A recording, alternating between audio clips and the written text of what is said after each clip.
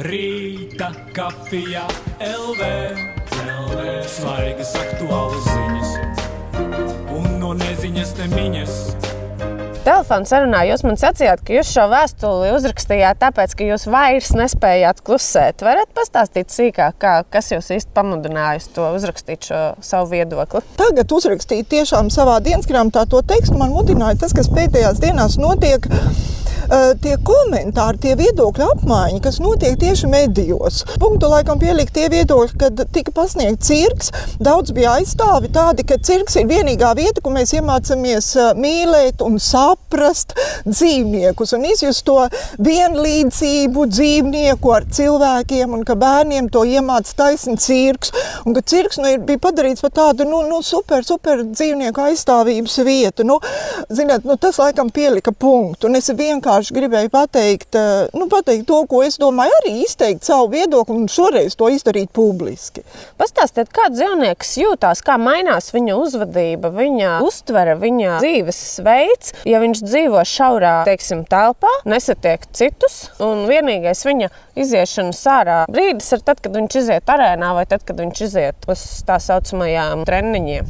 Es zinu dzīvnieku pamata vajadzības.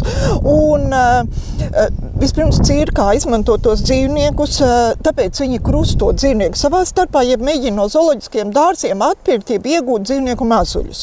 Jo nevienu pieaugušu tīģeri, lāci, lauvu novietojot cirkā, viņš nedarīs neko. Viņš būs jālikvidē. Tas nozīmē, ka vispirms jau tiek mākslīgi tikts pie dzīvnieku mazuļiem, jo tikai tādiem var strādāt. Un kas tur var būt pozitīvs? Es dažreiz, kad pie mums atbrauc bērni un viņi saka, kā jums smird meža cūks, es saku, bet kuram ir labāka oža? Cilvēkam jeb dzīvniekam? Jā, dzīvniekam gan. To mēs visi saprotam. Tagad atvainojiet, bet internetā bija visu laiku skan par to, kā austiņās. Nevajag klausīties mūziku cilvēkam, jo cilvēkam sabojājas dzirde, kas ir daudz sliktāka kā dzīvniekam. Kaut tā ir piemēram. Mēs visi zinām, ka dzīvniekam ir labāka redzē, oža, dzirde, un te to troksni un tās smakas un to smirdoņu, kas ir cirkā. Ja tas dzīvnieka mazulis, kurš ir bērnībā atņemts no mammas, audzināts mazos apstākļos, pēc tam visu mūžu tenī 2x2 metri, varbūt tenī krātiņā, viņš jau nezina. Viņa ķepas nezina, ko nozīmē zeme, sūna, zāle, viņš to vienkārši nezina. Un tad liekas, ka ja viņi izlaiž tenī arēnā, no tā 2x2 metriem, viņš jūtas laimīgs un viņš jūtas priecīgs. Kas tur ir dabisks? Man gribās teikt to, ka cirkā, ja tie, kas saka, ka uz cirku var braukt mācīties, iepazīt dzīvnieku, tad tā ir absolūtā aplamība. Jo lai kur, bet cirkā dzīvnieku dabisko uzvedību jūs neredzēsiet. Nevienam dzīvniekam, nevienam savveids dzīvniekam lācim vajag svaigu gaisu, kustības, normālo klusumu, mieru. Tas nav cirkā. Šī diskusija un tas, kas tagad notiek, ir ļoti svarīgs bērnu audzināšanā un cilvēku audzināšanā. Dzīvnieku var salauzt. Viņu psiholoģiski, fiziski salauž, pakļauj, un viņš dara to, lai viņam nesāpētu. No bailēm, no sāpēm viņš dara, ko viņam tur liek. Tas bija tādā rakstā tas piemērs par to lāču dejošanu, jo viņu kā to iemāca. Es zinu, es esmu diezgan daudz man iznākts kontaktēties arī ar dresētājiem. Es drusciņi zinu tās aizkulis.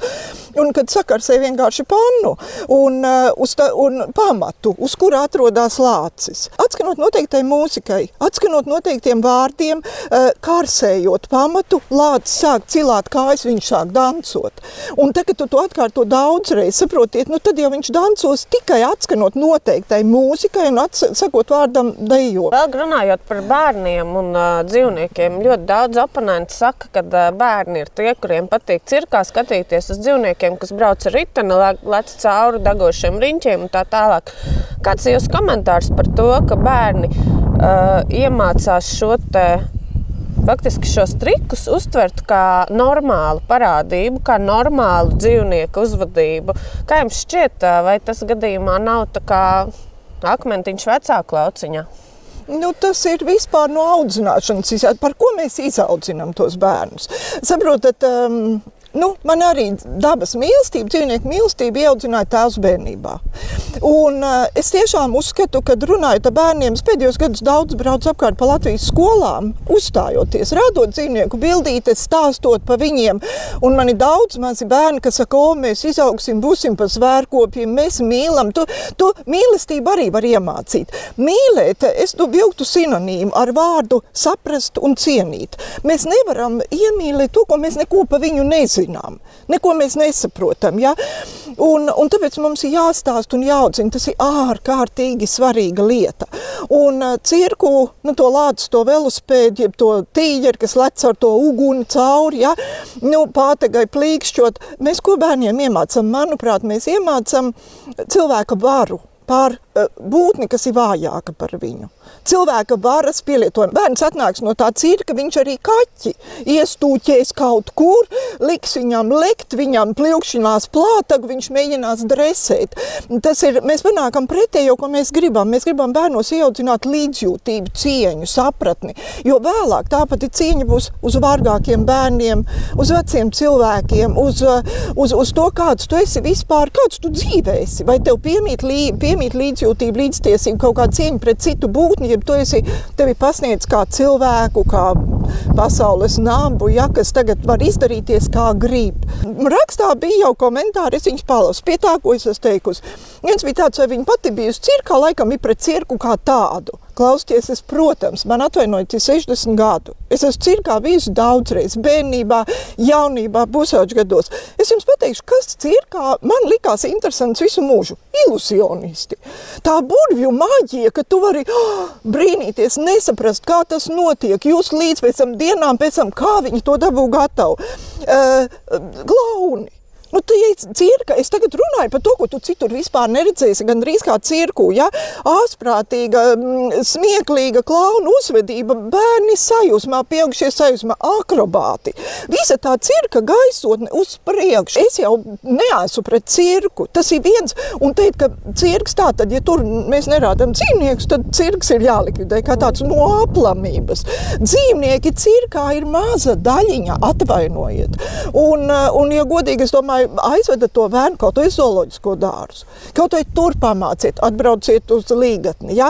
Pamāciet, ka viņi dabīgos apstākļos, kā viņš dzīvo, viņa vajadzības, tur būs daudz vairāk parādīts, nevis tas, kā ar viņu apietās cirkā. Šī situācija ar cirku šobrīd asas, karstas diskusijas, piketi pie Saeimas. Kā jūs domājat, kā tas varētu tālāk attīstīties?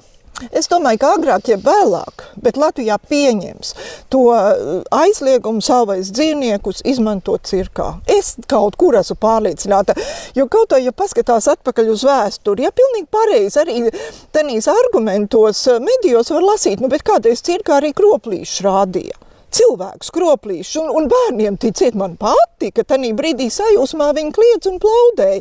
Mēs esam izauguši labi, mēs tēt vairs neņirgāsimies pa cilvēku, kuram ir kaut kādas tur neatbilst visām mūsu iedomām, ja, kādam jābūt cilvēkam. To mēs esam beiguši. Mums vairs nav vergturība, mums nav vairs gladiatoru cīņas. Pasaule attīstās.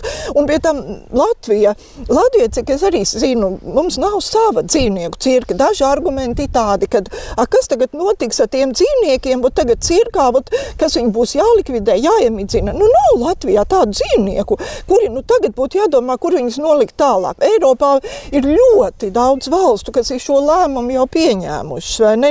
Būsim mēs arī kultūrā, beidzot pieaugsim.